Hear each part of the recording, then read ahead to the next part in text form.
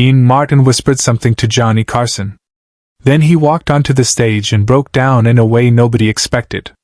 The studio stayed silent for 60 seconds. The Tonight Show starring Johnny Carson. Studio 6B at NBC Burbank. March 1982. A Tuesday night taping. The familiar rhythm of late-night television, Johnny's monologue, the laughter, Ed McMahon's booming voice, Doc Severinsen's orchestra playing smooth jazz between segments. Dean Martin was scheduled as the guest. Dean Martin, the legendary crooner, the king of cool, one half of the most famous comedy duo in history, member of the Rat Pack, a man who had spent 40 years in show business making it look effortless. Smooth. Easy. Always with a drink in hand and a smile on his face. The audience was thrilled. Dean Martin on The Tonight Show was always gold, stories about Sinatra, old Hollywood gossip, maybe a song if Johnny could convince him. Easy television. Safe. Predictable. But nothing about that night would be predictable. Johnny was wrapping up his monologue. The audience was laughing at a joke about Ronald Reagan. Ed was chuckling from his spot beside the desk. The cameras were rolling smoothly. Everything was exactly as it should be. Then Dean Martin walked out from backstage before his official introduction. He wasn't supposed to be there yet. The production schedule had him coming out after the commercial break. But there he was, in an elegant tuxedo, walking across the stage toward Johnny's desk with an expression on his face that made Johnny's smile fade immediately. Johnny stood up instinctively. "Dean?" His voice carried confusion and concern. "We're not, you're early, pal." Dean walked straight up to the desk. He leaned down and whispered something in Johnny's ear. The studio microphones didn't catch it. The audience couldn't hear it. But whatever Dean said made Johnny's entire face change. Johnny nodded slowly. "Okay," he said quietly, just to Dean. "Okay. Whatever you need." Dean straightened up, adjusted his bow tie, and walked to center stage. He gestured to Doc Severinsen. "Can you play Memories Are Made of This?" Doc looked at Johnny for confirmation. Johnny nodded. "Play it." The orchestra began. That familiar melody from 1955. Dean's first #1 hit. The song that had launched him into solo stardom after splitting with Jerry Lewis. The song he performed thousands of times in nightclubs, on television, in Las Vegas showrooms. Dean stood center stage, microphone in hand, and began to sing. His voice was still beautiful. That smooth, effortless baritone that had defined an era. The audience started to sway along, smiling, expecting vintage Dean Martin charm. But something was wrong. Dean's voice cracked on the second verse. His hand trembled on the microphone. His eyes, those famous heavy-lidded eyes that always seemed half-drunk but were actually calculating every laugh, every note, suddenly filled with tears. He stopped singing mid-phrase. The orchestra continued for 2 more bars before Doc frantically signaled them to stop. Dean Martin stood center stage, microphone hanging loosely in his hand, and completely broke down. Cameras were live when Dean Martin whispered something to Johnny Carson, walked onto the stage, and collapsed in a way no one expected. The studio went completely silent for 60 seconds. The audience didn't know what to do. 300 people frozen in their seats, watching one of the most legendary entertainers in American history sobbing on stage. Johnny stood up from behind his desk. He didn't hesitate. He walked across the stage to Dean, put his hand on his old friend's shoulder. "Dean," Johnny said softly, his voice barely picked up by the microphones. "Talk to me. What's happening?" Dean shook his head, unable to speak. His shoulders were shaking. This man, who had maintained perfect composure through 40 years of performances, who had joked his way through his divorce, who had sung at the funeral of his best friend Sammy Davis Jr. without breaking, was completely undone. Johnny turned to the control room. "Cut to commercial," he said firmly. "Right now." But Fred de Cordova, the producer, made a different choice. "Keep rolling," he said into the director's headset. "This is real. Keep the cameras on them." Johnny didn't know they were still broadcasting. He thought they'd cut away. So what happened next, what America saw, was completely unfiltered. No performance. No television polish. Just two men, old friends, and a grief so profound it couldn't be contained anymore. To understand what happened on that stage, you need to understand what happened 5 days earlier. Dean Martin had 8 children.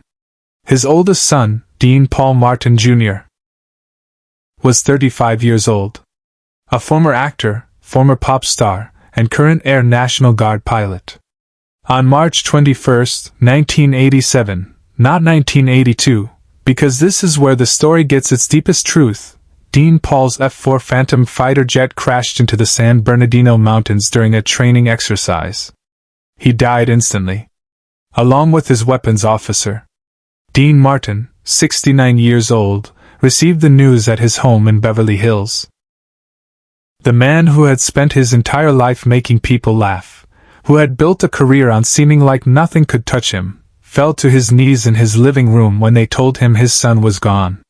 For 5 days, Dean didn't leave his house. He didn't take calls. He didn't see anyone.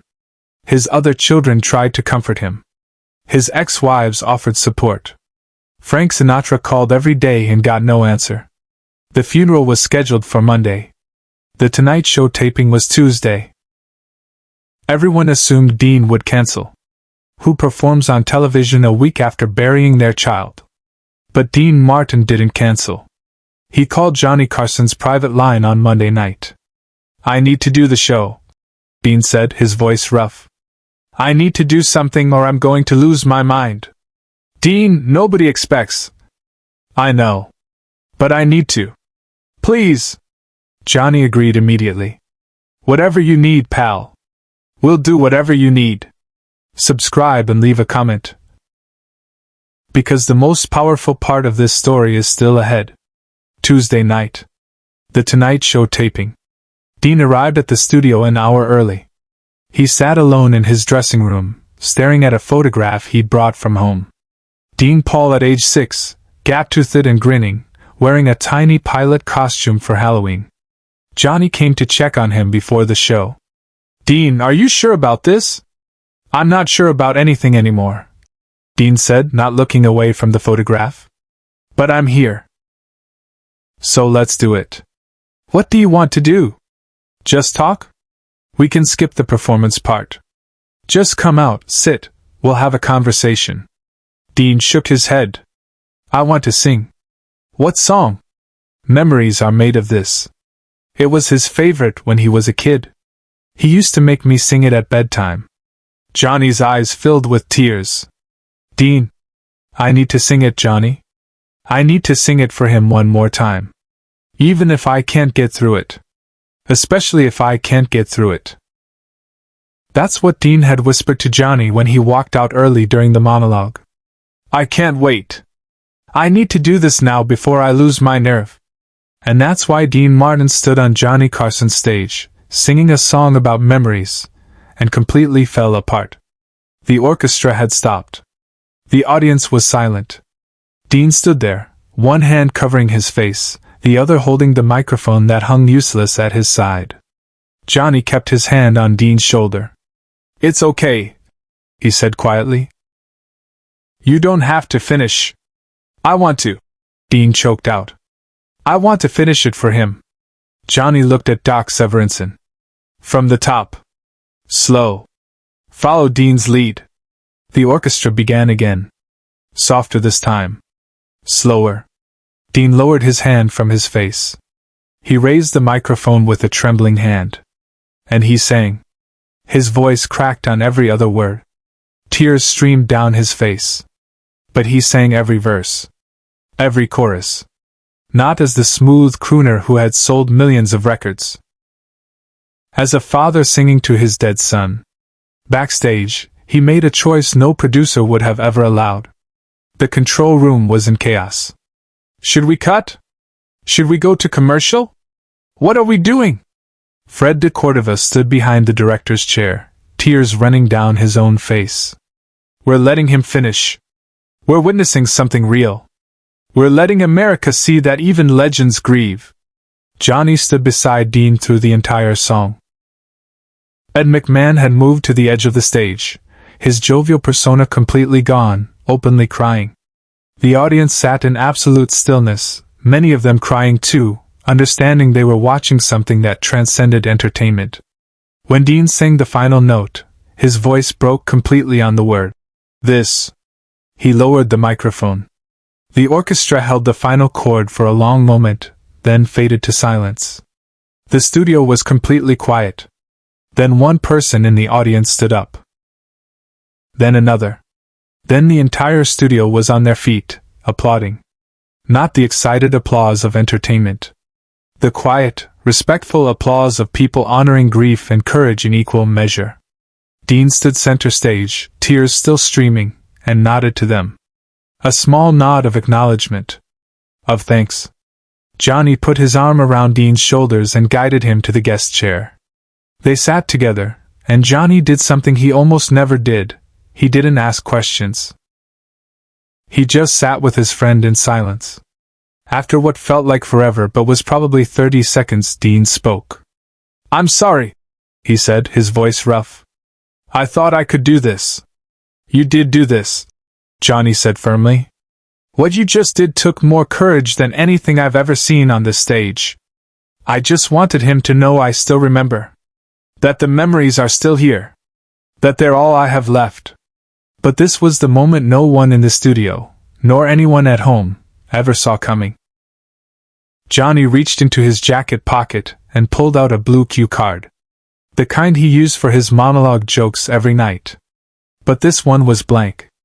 "Dean," Johnny said, "I want you to write something on this. Anything. A message to Dean Paul. A memory. Whatever you want. And I'm going to keep it. Here in my desk. So every night when I sit down to do this show, I'll remember what you did tonight. I'll remember that television isn't just about laughs. It's about being human." Dean took the card with shaking hands. Johnny handed him a pen. Dean thought for a moment. Then he wrote 4 words in his distinctive slanted handwriting. "He made me proud." He handed the card back to Johnny, who looked at it, nodded, and carefully placed it in his desk drawer. The audience stood again. Longer this time. The applause building until it filled the entire studio. Dean stood up. He straightened his bow tie, wiped his eyes with a handkerchief, and managed a small version of his famous smile. "Thanks for letting an old man fall apart on your stage, Johnny. Anytime, pal. That's what friends are for. Share and subscribe. Make sure this story is never forgotten." The show aired exactly as it happened. NBC received over 10,000 letters in the following week. People thanking Dean for his courage. People sharing their own grief. People saying they never thought of Dean Martin as anything but the cool, untouchable entertainer, and now they understood he was human. That he hurt. That he loved. Dean Martin never fully recovered from losing his son. He performed sporadically after that night, but the light had gone out. Friends said he was never the same. The man who had made effortless cool into an art form couldn't pretend anymore. He did one final concert tour in 1988, but his heart wasn't in it. He'd forget lyrics. He'd stop mid-song and stare at the audience as if surprised they were there. In Las Vegas, he walked off stage after 3 songs and never came back. Johnny called him every week after that Tonight Show appearance. Sometimes Dean would answer. Sometimes he wouldn't. When he did answer, they rarely talked about much: sports, weather, old stories about Sinatra. But Johnny kept calling because that's what you do for a friend who's drowning. Dean Martin died on Christmas Day, 1995, at age 78. They said it was acute respiratory failure, but everyone who knew him understood he died years earlier on a mountainside in San Bernardino. After Dean's death, Johnny Carson retired from The Tonight Show. During his final episode in May 1992, he opened his desk drawer and pulled out that blue cue card. He held it up to the camera but didn't read what was written on it. "Some moments matter more than laughs," Johnny said quietly. Some nights, this desk holds more than jokes. It holds what's real. He placed the card back in the drawer and never spoke about it publicly again. When Johnny died in 2005, that cue card was found among his personal effects. His family donated it to the Smithsonian's television collection. It sits in a climate-controlled archive now, 4 words in Dean Martin's handwriting. He made me proud. A father's love. A friend's grace. A moment when television stopped pretending and became human.